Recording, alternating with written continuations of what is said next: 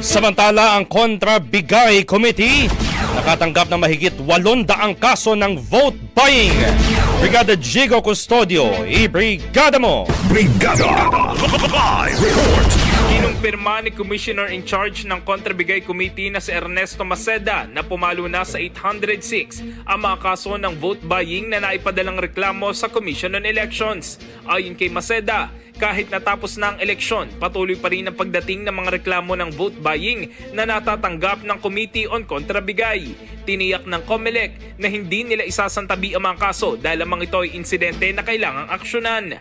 Umabot din aniya sa mahigit 200 na mga inisyong show cause order para pagpaliwanagin ang mga nasangkot sa vote buying. Ayon sa COMELEC, maaari pa ring matanggal sa pwesto ang isang kandidato kahit na siya ay naproklama na basta't may desisyon na sa kanyang disqualification case.